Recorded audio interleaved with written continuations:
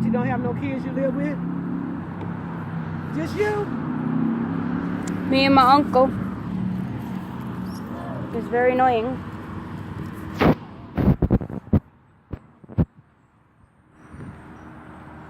We got dogs mostly. She did animal rescue before I came, so we got a lot of dogs. That's why I can't sneak out. I can't take one that's what you're step. talking about. They got all them dogs. I can't take one step without them barking. Oh, good. Get up in the morning. Whoa, whoa, whoa, whoa, whoa. Shit! I want to go to school. It's like police dogs. Oh, so they get the animals that's like stray dogs and stuff. She did for a while, then she got too many, and she's like, you know what? I'm done. It's costly too. Oh, yes. Yes, yes, yes. Yeah. So y'all out of school tomorrow. Yep. And money. Unfortunately. So what's your boyfriend bring to school today for Valentine's Day? We didn't go to school today. Oh, that's right. You said you didn't go.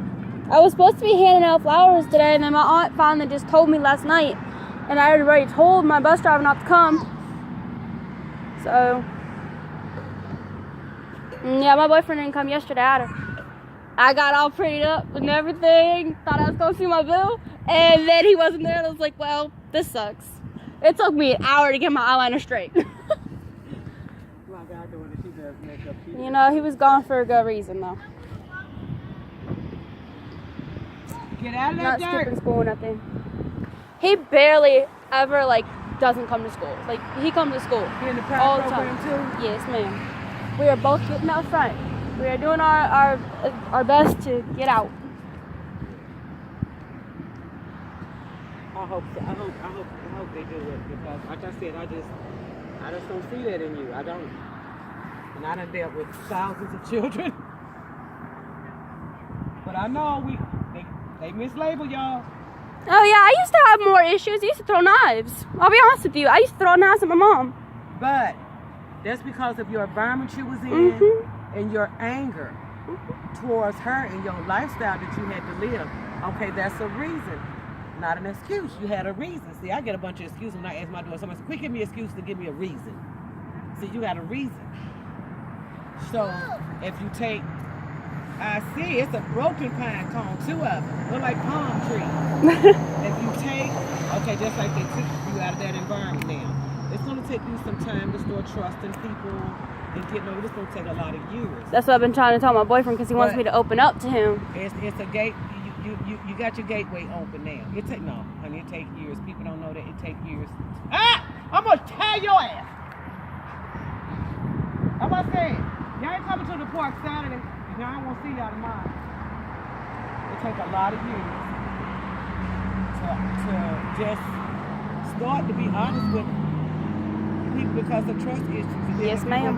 Had like an ongoing abusive relationship with your mom. It's going to take a while. But don't give up your faith in God. And just ask Him every day when you pray to lead you out of that mindset because, God, I'm better than that. You made me, you know I'm better than that. And He'll start opening up to you because it's going to take you a while. It's going to take you a while. It's going to take you a while. But don't give up. I spent 3 hours in my counselor's office at school yesterday and the day before, on Monday. But it's mostly about my relationship because I'm trying to be open with my boyfriend. I'm trying to force myself to be open with him because my counselor's like, well, you have to be open with him, otherwise the relationship's not going to last. I'm like, I want it to last. Honestly, and I know it sounds crazy for my age, but I want him to be my forever because he's respectful. He's not pressuring me. Right. He's very understanding, you know? Correct. And he does get mad when I don't open up to him. I'm like, I'm trying. You got things, you got baggage, and this, you in a new state, it's all new to you. I've been in Florida now for a good almost 4 years. Almost. Still new. Because it takes so long to get past.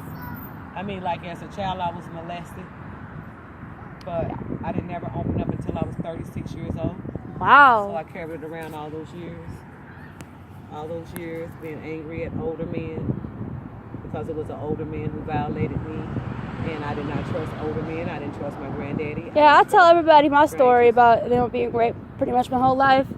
And They're like, well, I won't lose my virginity. So I wish I still had mine. Then I could lose it to someone I love. Exactly. Not with somebody. It's not something that's like, woohoo, let's lose it because I just want to have sex. It's just something you want to actually. Forced sex is messes with your mind.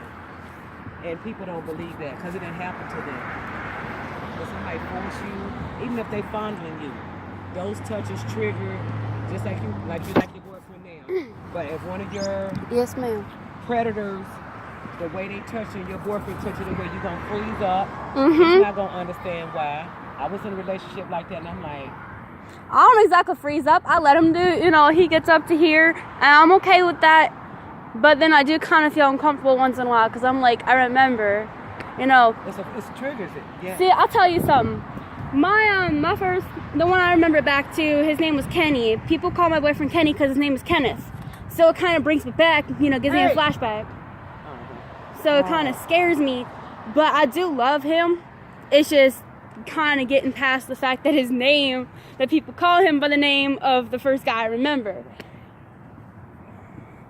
So I'm trying to get through with my counselors right now. Yeah, some of the counselors are right, and some of them finish. Well, me and my counselors are trying to get both me and my boyfriend in the same room together, talk it out, make sure he understands why I'm not so open, and trying to be open with him. That's just a lot. I mean, it's tell people it never leaves you. It's always in your secondary memory. Somebody could say something or a smell can trigger that again, and you like, why am I going through this? Like you might break out sweating and be like, what's going on? But those are triggers. And see, well, that was the stuff I didn't know about after I was bothered as a child. There's something later in life will still bring that back to me.